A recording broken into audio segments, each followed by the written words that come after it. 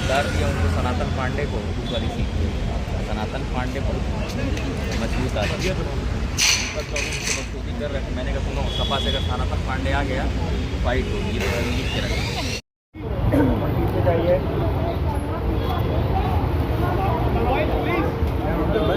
हाँ, इसी के साथ साथ एक तरीके से जो कांग्रेस की लड़ाई है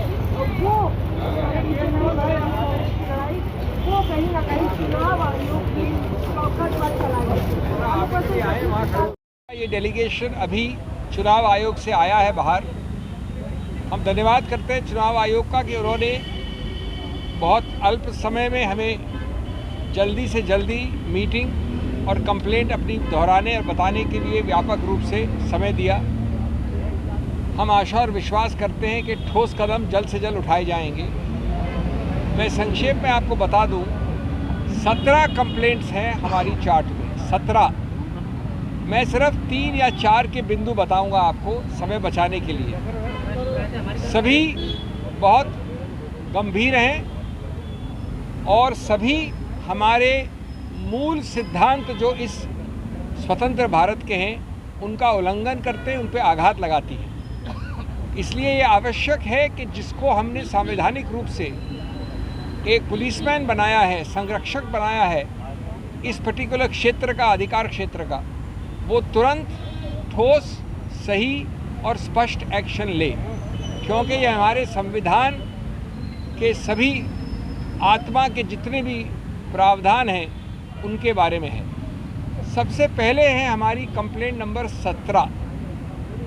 इस देश के, और मैं बहुत आदर के साथ कहता हूँ, हमारे प्रधानमंत्री भी हैं, इस देश के प्रधानमंत्री हैं और मैं वास्तव में उनका आदर करता हूँ क्योंकि बहुत मुखर वक्ता हैं, प्रखर वक्ता हैं। मैं हाथ जोड़ के उनसे कहूँगा कि उन्होंने इस प्रकार का वक्तव्य कैसे दिया, नहीं देना चाहिए और चुनाव आयोग को इसके ऊपर तुरंत एक्शन लेना चाहिए। ये वक्तव्य आप सभी जानते हैं, ये उनके ऑफिशियल हैंडल प्रकाशित है। ये कल परसों कैंपेन के दौरान राजस्थान में कहा गया। इसमें मैं इसको भद्दा मानता हूँ, मैं इसको दोहराऊंगा नहीं, लेकिन इसके 4-5 तत्व आपको याद दिलाऊंगा जिसको हमने पूरी तरह से चुनाव आयोग के सामने रखा।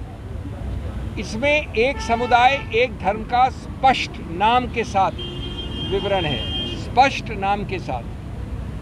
नंबर 2, ये बड़े स्पष्ट रूप से कहा गया है कि वो समुदाय इस देश की अल्प रिसोर्सेज को हड़प सकता है, हड़प लेगा, कांग्रेस उनको दे देगी इस प्रकार के अल्प रिसोर्सेज, उस समुदाय, उस धर्म को। नंबर 3, उस समुदाय और उस धर्म को घुसपैठियों के साथ बराबर में जोड़ा गया है। ये सुप्रीम कोर्ट के इलाके में लगे हैं, ये हाई कोर्ट के इलाके में लगे हैं, ये चुनाव आयोग के पास लगे हैं। लेकिन चुनाव आयोग के फैसले के बाद आज 20 दिन बाद भी ये होर्डिंग नहीं हटाए जा रहे। और हास्यास्पद बात ये है, ये हैरानी वाली बात है कि कुछ दिन पहले, पिछले हफ्ते, चुनाव आयोग की एक टीम कांग्रेस पार्टी के हेडक्वार्टर 24 अकबर रोड आती है और कांग्रेस पार्टी का जो साइन बोर्ड लगा है जिसपे हमारे सम्मानित अध्यक्ष मल्लिकार्जुन खड़गे जी की फोटो लगी है, हमसे कहती है कि उस फोटो को काले कपड़े से ढक दिया जाए क्योंकि ये चुनाव आयोग के गाइडलाइंस का उल्लंघन है। यानी कांग्रेस पार्टी अपना साइन बोर्ड भी छुपाए और वो बोर्ड, वो होर्डिंग जो मोदी जी के लगे हैं, वो होर्डिंग जो भारतीय जनता पार्टी ने लगाए हैं बिना नाम के, जिसके खिलाफ चुनाव आयोग आदेश दे चुका है, आज 20 दिन बाद भी वो होर्डिंग लगे हुए हैं। हमने इलेक्शन कमीशन से आज इस बात को दोबारा उठाया। दूसरी बात हमने जो कही कि पिछले हफ्ते यूजीसी में 4 नए मेंबर अपॉइंट किए गए हैं। मॉडल कोड ऑफ कंडक्ट के दौरान जो एचआरडी मिनिस्ट्री है उसने अपने अधिकार क्षेत्र से बाहर जाते हुए ये 4 अपॉइंटमेंट किए हैं।